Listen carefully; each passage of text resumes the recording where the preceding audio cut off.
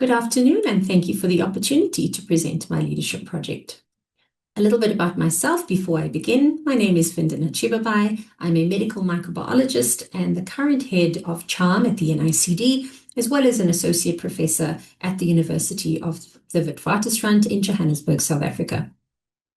So my leadership project is setting up a network called WIND-SAR. What is WIND-SAR? It is the Women in Infectious Diseases Network in Southern Africa.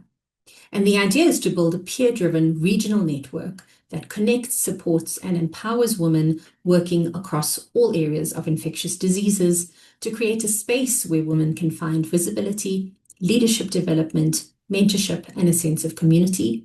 And it's targeted at women in infectious diseases in Southern Africa at all levels of experience.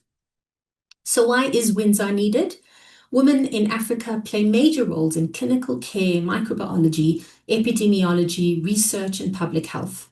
72% of healthcare workforce in Africa is made up of women, yet they only occupy 1 in every 4 top healthcare leadership positions and often earn 20% less than their male counterparts.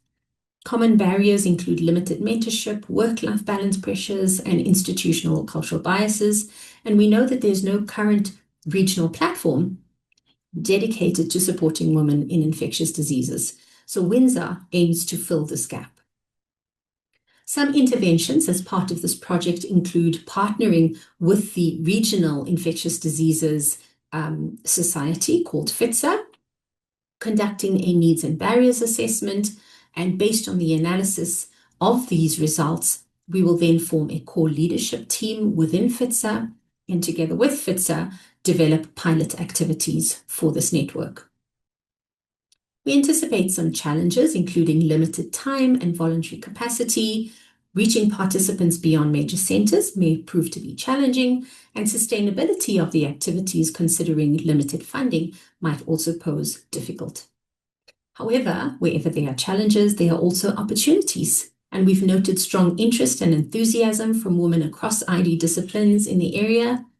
We already have partnerships with FITSA and Women Lift Health, and the low-cost virtual platforms should enable broader participation.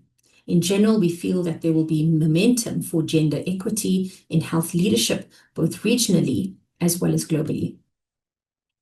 Some early outcomes from the project's Needs and Barriers survey. The survey made it unmistakably clear that women across ID disciplines face the same persistent barriers in Southern Africa.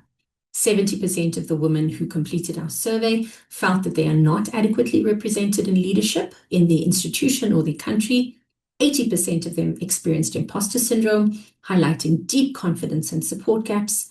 Work-life pressure, institutional bias were common and persistent challenge, and there was strong interest in this regional platform, and thus underscores the urgent need for WIND-SAR. So in closing, I'd like to talk about how I've used the various leadership styles that I've learned through the Women Lift Health program to develop this project. I led with authenticity by centering women's experiences and needs. It is being built with inclusion by creating space for diverse voices across roles and countries. I've applied strategic leadership to turn insights into a clear, sustainable pathway forward.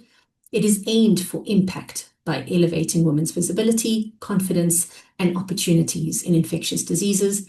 And overall, I am committed to sustaining the momentum through partnerships, pilot activities, and continued leadership growth.